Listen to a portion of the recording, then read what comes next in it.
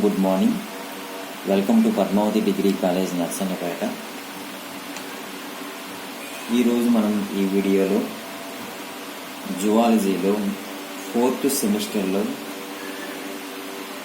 Embryology లేదా పిండోత్పత్తి శాస్త్రము అనే యూనిట్కి సంబంధించిన టాపిక్ అయినటువంటి అండాలు రకాలు గురించి డిస్కస్ చేసుకుందాం.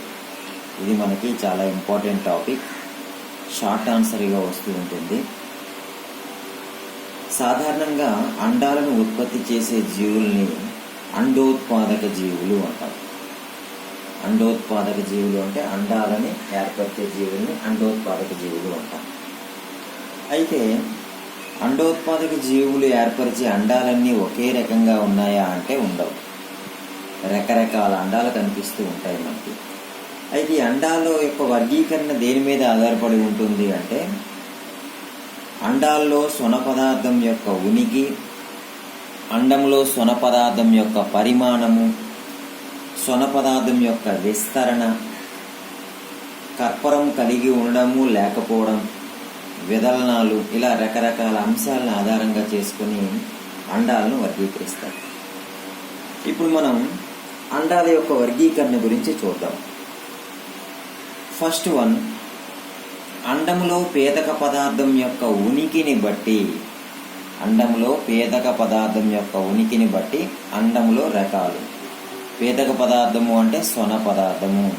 అండములో ఉన్నటువంటి స్వన పదార్థం యొక్క ఉనికిని బట్టి అండాలను ఈ క్రింది రకాలుగా వర్గీకరించాం. ఒకటి, పేతక రహిత అండాలు. పేతకము అంటే స్వన పదార్థం, రహితము అంటే లేకపోవడం. పేతక రహిత అండాలు, ఈ అండాల్లో పేదక స్వన పదార్థం ఉండదు లేదా అత్యల్పంగా ఉంటుంది. చాలా తక్కువ మొత్తాల్లో కానీ లేకపోతే పూర్తిగా లేకుండా కానీ అయిపోతుంది. అలా ఉన్నట్టయితే వాటిని ఏమంటామంటే పేతక రహిత అండాలు అంటాం. ఓకే, దీనికి ఉదాహరణగా మానవుడు, యూథీరియా క్షీరదాలు. ఓకే, మానవుడు, యూథీరియా క్షీరదాలని వీటికి ఉదాహరణగా చెప్పచ్చు. ఓకే, ఇవి పేతక రహిత అండాలు. రెండోది పేతక సహిత అండాలు. సహితము అంటే కలిగి ఉండడం. పేతక పదార్థము లేక స్వన పదార్థాన్ని ఇవి కలిగి ఉంటాయి కాబట్టి వీటిని పేతక సహిత అండాలు అంటారు. ఓకే, వీటిలో స్వన పదార్థం అనేది చెప్పుకోదగ్గ స్థాయిలో ఉంటుంది. స్వన పదార్థం అనేది ఎక్కువ మొత్తాల్లో ఉంటుంది కాబట్టి వీటిని పేతక సహిత అండాలు అంటాం. స్వన పదార్థ లభ్యత బట్టి, స్వన పదార్థం యొక్క లభ్యత బట్టి వీటిని మళ్ళీ ఈ క్రింది రకాలుగా వర్గీకరించారండి. పేతక సహిత అండాలను మళ్ళీ ఈ క్రింది రకాలుగా వర్గీకరించారు. పేతక సహిత అండాలు అంటే పేతకము ఖచ్చితంగా ఉంటుంది, బట్ దానిలో పరిమాణం బట్టి మళ్ళీ ఏం చేసామంటే 3 రకాలుగా వర్గీకరించాము. ఒకటి, సూక్ష్మ పేతక అండాలు. సూక్ష్మ పేతక అండాలు, అండములో స్వన పదార్థం తక్కువ పరిమాణంలో ఉంటుంది. వీటిని ఒలిగోలెసిథల్ అండాలు అని కూడా అంటాం. ఒలిగోలెసిథల్ అండాలు, ఒలిగో అంటే ఫ్యూ అని అర్థం. ఒలిగోలెసిథల్ అండాలు అంటే తక్కువ మొత్తాల్లో స్వన పదార్థం ఉంటుంది. అయితే సూక్ష్మపేతక అండాలని విడుదల చేసే జీవులు ఏవి అంటే ఎఖైనోడెర్మేటా జీవులు, యూరోకార్డేటా జీవులు మరియు సెఫలోకార్డేటా జీవులు. ఇవి సూక్ష్మపేతక అండాలని ఉత్పత్తి చేస్తాయి. సెకండ్ వన్, మధ్యస్థ పేతక అండాలు. ఈ అండాల్లో స్వన పదార్థం అనేది మధ్యస్థంగా ఉంటుంది. అలాగని ఎక్కువ కాదు, అలాగని తక్కువ కాదు, మధ్యస్థంగా ఉంటుంది. దీనికి ఉదాహరణగా ఏం చెప్పారు, పెట్రోమైజాన్, ఓకే, డిప్నాయి చేపలు మరియు ఉభయచరాల యొక్క అండాలు. ఉభయచరాల్లో మోస్ట్లీ ఫ్రాగ్స్, కప్పలు, వీటి యొక్క అండాలు మధ్యస్థ పేతక రకానికి చెందినటువంటి అండాలు. నెక్స్ట్ మూడోది స్థూల పేతక అండాలు. స్థూలము అంటే మ్యాక్రో, ఓకే, మ్యాక్రోలెసిథల్ అండాలు అంటారు వీటిని. ఈ అండాల్లో స్వన పదార్థం అధిక పరిమాణంలో ఉంటుంది. ఈ అండాల్లో స్వన పదార్థం అండం మొత్తం ఆక్రమించుకోగా కణ పదార్థం, కణాంగాలు ఏం చేయబడతాయి అంటే అగ్రభాగంలో కొంత మేరకు మాత్రమే విస్తరించి ఉంటాయి. ఎక్కువగా అండము నిండా ఏంటి ఏర్పడిపోతుంది అంటే స్వన పదార్థమే ఉంటుంది. సో కణ పదార్థాలు అనేవి చాలా తక్కువగా ఒక పక్కకి నెట్టివేయబడి ఉంటాయి.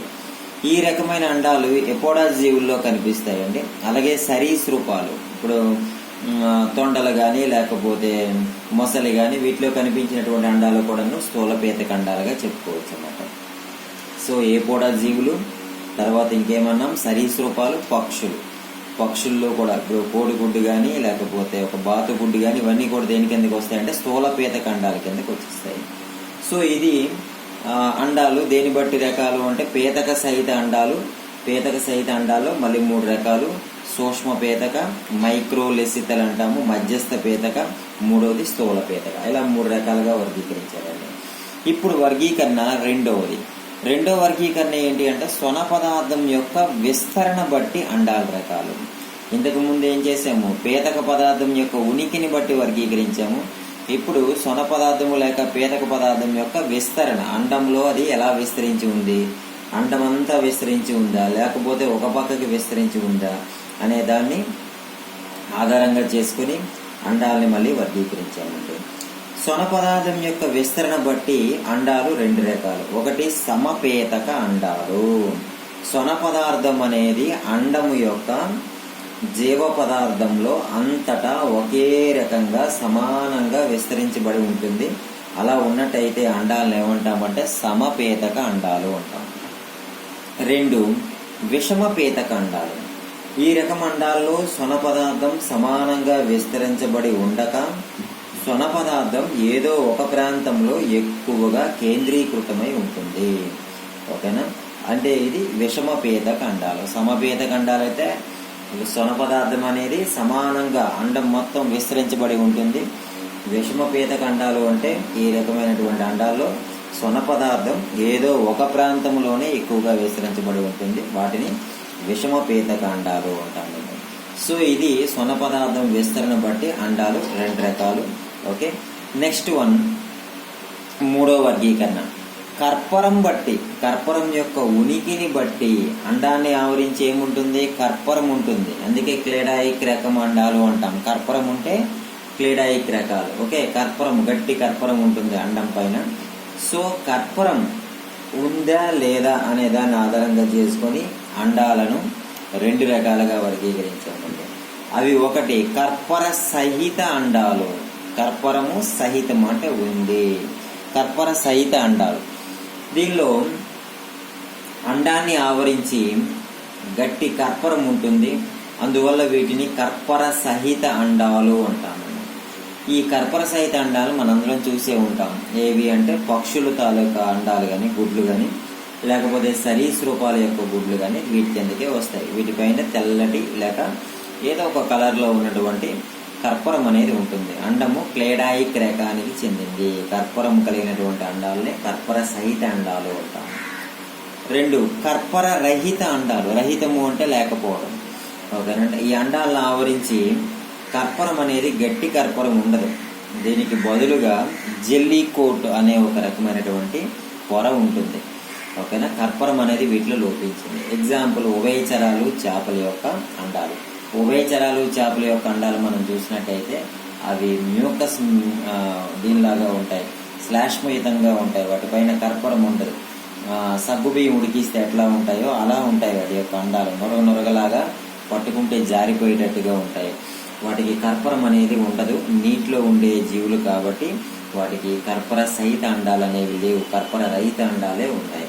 సో అండాన్ని ఆవరించి కర్పరం ఉండడాన్ని బట్టి అండాలు 2 రకాలు, కర్పర సహిత అండాలు, కర్పర రహిత అండాలు. నెక్స్ట్ వన్ అభివృద్ధి పరంగా అండాలు రకాలు. లాస్ట్ వర్గీకరణ ఇది. అభివృద్ధి పరంగా అండాలు రకాలు. ఇందులో అభివృద్ధి పరంగా వచ్చేసరికల్లా ఒకటి నిర్ధారిత అండాలు. ఈ రకమైన అండాలు నిమ్న సకశేరుకాల్లో కనిపిస్తాయి.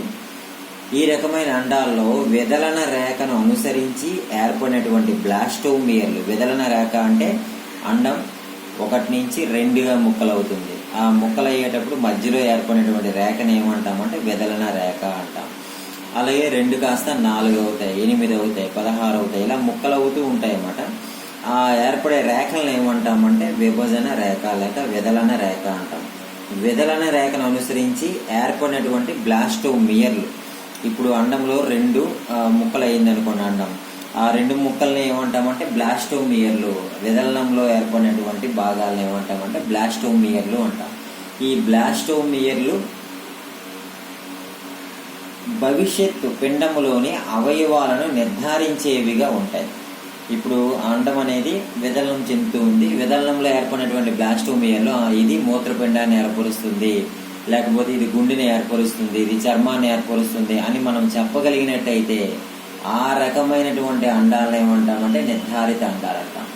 దీనిలో ఏదైనా కణం దెబ్బతింటే ఆ అవయవం అనేది ఏర్పడకుండా పోతుంది. ఎందుకంటే ఆ అవయవాన్ని ఏర్పరిచినటువంటి కణం పోయింది కాబట్టి, అది మరి విభజన చెందదు కాబట్టి అవయవ లోపం అనేది ఏర్పడుతుంది. వీటిని నిర్ధారిత అండాలు అంటాం. నిర్ధారించడము అంటే డిసైడ్ చేయడం. ఈ విదలనంలో ఏర్పడినటువంటి బ్లాస్టోమియర్లు ఏ బ్లాస్టోమియర్ ఏ అవయవాన్ని ఏర్పరుస్తాయి అని నిర్ధారించబడితే అటువంటి విదలనాలను ఏమంటామంటే నిర్ధారిత అండాలు అంటాం. అటువంటి అండాలను ఏమంటామంటే నిర్ధారిత అండాలు అంటాం. ఇవి నిమ్న అకశేరుకాల్లో కనిపిస్తాయి. రెండోది అనిర్ధారిత అండాలు. ఈ రకం అండాల్లో ప్రాథమిక స్థాయిలో బ్లాస్టోమియర్లు అవయవాల భవిష్యత్ నిర్దేశకాలుగా ఉండవు. ఓకేనండి, బ్లాస్టోమియర్లు ఏర్పడ్డాయి కదా, విదలనం ఏర్పడి ఆ బ్లాస్టోమియర్లు ఈ బ్లాస్టోమియర్ ఈ అవయవాన్ని ఏర్పరుస్తుంది అని భవిష్యత్తులో మనం నిర్ధారించలేం. భవిష్యత్తులో ఏర్పడే అవయవాన్ని ఇప్పుడు మనం డిసైడ్ చేయలేం. అలా ఉన్నట్టయితే వాటిని ఏమంటాము అనిర్ధారిత అండాలు అంటాం. ఈ ఏర్పడినటువంటి బ్లాస్టోమియర్లు అవయవ ఉత్పత్తికి ముందు మాత్రమే నిర్దేశకాలుగా మారుతాయి. స్టార్టింగ్ నుంచి ఈ అవయవానికి ఇది అని మనం చెప్పలేం. అవయవాలు ఏర్పడే ముందు అవి డిసైడ్ అవుతాయి అన్నమాట. సో అలా ఉన్నట్టయితే వాటిని అనిర్ధారిత అండాలు అంటాం. నిర్ధారించడము అంటే అవయవాల్ని నిర్ధారించగలుగుతాం. ఓకే, అనిర్ధారితము అంటే ఏ కణం ఏ అవయవాన్ని ఏర్పరుస్తుందో నిర్ధారించలేము. సో అభివృద్ధి పరంగా రెండు రకాలు, నిర్ధారిత అనిర్ధారిత. అనిర్ధారిత అండాలు ఎవరిలో కనిపిస్తాయంటే కార్డేటా జీవుల్లో కనిపిస్తాయండి. సో ఇది ఒక most important short answer. Okay, అండాలు రకాలు. అండాలు అనేవి అండోత్పాదక జీవులు ఉత్పత్తి చేసినటువంటి గుడ్లు. ఇవి రకాలకు వచ్చేసరికల్లా పీతక పదార్థం యొక్క ఉనికిని బట్టి చూసుకున్నట్టయితే పీతక రహిత అండాలు, పీతక సహిత అండాలు. పీతక పదార్థం పూర్తిగా లేకపోయినట్టయితే వాటిని పీతక రహిత అండాలు అంటాం. లేదా కొద్ది మొత్తాల్లో పీతక పదార్థం ఉన్నా దాన్ని పీతక రహిత అండం కింద తీసుకుంటాం. పీతక సహిత అండాలు, పీతక పదార్థం వీటిలో గణనీయంగా ఉంటుంది కాబట్టి వీటిని పీతక సహిత అండాలు అని చెప్పాం. ఓకే, ఈ పీతక సహిత అండాలు మళ్ళీ ఏమనుకున్నామమ్మా, సూక్ష్మ పీతక అండాలు అన్నాం. అండంలో సొన పదార్థం తక్కువ పరిమాణంలో ఉంటుంది. వీటిని మరో పేరుతో పిలుస్తాము. అదే ఏంటి, ఒలిగోలెసిథల్ అండము. ఒలిగోలెసిథల్ అండం. దీనికి ఎగ్జాంపుల్గా ఏం చెప్పాము, ఎకైనోడెర్మేటా, యూరోకార్డేటా, సెఫలోకార్డేటా. మధ్యస్థ పీతక అండానికి వచ్చేసరికల్లా ఈ రకమైన అండాల్లో సొన పదార్థం యావరేజ్గా ఉంటుంది. అలాగని ఎక్కువ కాదు, అలాగని తక్కువ కాదు. అలా ఉన్నట్టయితే దాన్ని మధ్యస్థ పీతక అండం అంటాం. పెట్రోమైజాన్ మరియు డెప్నాయ్ చేపలు ఉభయచరాలు మధ్యస్థ పీతక అండాల కిందకి వస్తాయి. స్థూల పీతక అండాలకు వచ్చేసరికి మ్యాక్రోలెసిథల్ అంటాం. అండంలో సొన పదార్థం అధిక పరిమాణంలో ఉంటుంది. ఈ అండాల్లో సొన పదార్థం అండం మొత్తం ఆక్రమించుకోగా కణ పదార్థము కణాంగాలు అగ్రభాగంలో కొంత మేరకు మాత్రమే అమరి ఉంటాయి. ఇలా ఉన్నట్టయితే దాన్ని స్థూల పీతక అండం అంటాం. ఏపోడా జీవుల్లోను ఇకియోఫిస్, గెగనోఫిస్ అంటాం కదా, ఏపోడా జీవులు, బ్లైండ్ వామ్స్ అంటాం, గొడ్డు పురుగులు అంటాం. వాటిలోని సరీసృపాల్లోని పక్షుల్లోని కనిపిస్తాయి. నెక్స్ట్ రెండో వర్గీకరణ సొన పదార్థం యొక్క విస్తరణ బట్టి అనుకున్నాం. సొన పదార్థము అండములో ఎలా విస్తరించి ఉంది అనే అంశాన్ని ఆధారంగా చేసుకుని అండాలను రెండు రకాలుగా వర్గీకరించాం. ఒకటి సమపేతక అండాలు. అండమంతా సమంగా, ఎక్కడ హెచ్చు తగ్గులు లేకుండా, ఓ దగ్గర ఎక్కువ ఓ దగ్గర తక్కువ లేకుండా అండమంతా సమానంగా సొన పదార్థం విస్తరించి ఉన్నట్టయితే దానిని సమపేతక అండాలు అంటాం. ఓకే, రెండవది విషమ పీతక అండాలు. ఈ రకమైన అండాల్లో సొన పదార్థం సమంగా విస్తరించి ఉండదు. కొన్ని దగ్గరలో ఎక్కువ, కొన్ని దగ్గరలో తక్కువగా విస్తరించి ఉంటుంది. అలా ఉన్నట్లయితే వాటిని విషమ పీతక అండాలు అన్నాం. ఓకేనా, సమపేతక అండాలు, విషమ పీతక అండాలు. నెక్స్ట్ వన్, అండాన్ని ఆవరించి కర్పరం ఉందా లేదా అనే దాన్ని ఆధారంగా చేసుకొని అండాలని రెండు రకాలుగా వర్గీకరించేసాం. అది ఒకటి కర్పర సహిత అండాలు, రెండోది కర్పర రహిత అండాలు. కర్పరం ఉన్నట్లయితే కర్పర సహితము, కర్పరం లేకపోతే కర్పర రహితము. కర్పర సహిత అండాలు మనకు బాగా తెలిసినవి పక్షుల తాలూకు అండాలు, సరీసృపాల యొక్క అండాలు. కర్పరం లేనటువంటి అండాలు ఎక్కడ ఉంటాయంటే జలచర జీవులు విడుదల చేసే అండాలు కర్పర రహిత అండాలు. ఉభయచరాలు, చేపల యొక్క అండాలు అర్పరహిత అండాల కిందకి వస్తాయి.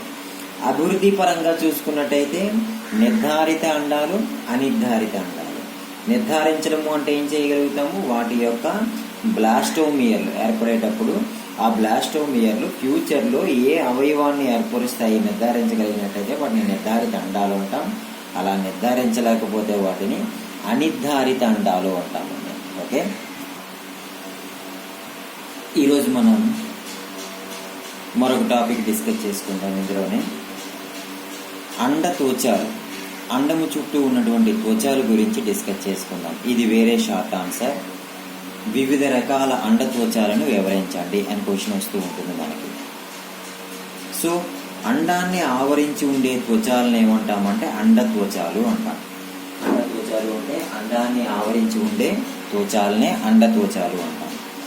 సో దీనివల్ల అండంలో పదార్థాలకి ఏం కలుగుతుంది, రక్షణ కలుగుతుంది. ఎందుకంటే చుట్టూ త్వచాలు ఉన్నాయి కదా. ఇక ఇక్కడ చూడండి, ఇది అండం. ఇది అండం చుట్టూ ఏమున్నాయి, చాలా త్వచాలు ఉన్నాయి. ఇలా త్వచాలు ఉండడం వల్ల లోపల ఉన్న ఈ అండానికి ఏం కలిగింది, రక్షణ కలుగుతుంది. ఓకే, అవసరమైతే అండానికి ఇవి పోషణని కూడా ఇవ్వగలుగుతాయి. అండం ఎండిపోకుండా కాపాడుతాయి. అండానికి ఏమైనా పోషక పదార్థాలు కావాలంటే ఇవ్వగలుగుతాయి. సో అండ త్వచాలు అనేవి 3 రకాలండి.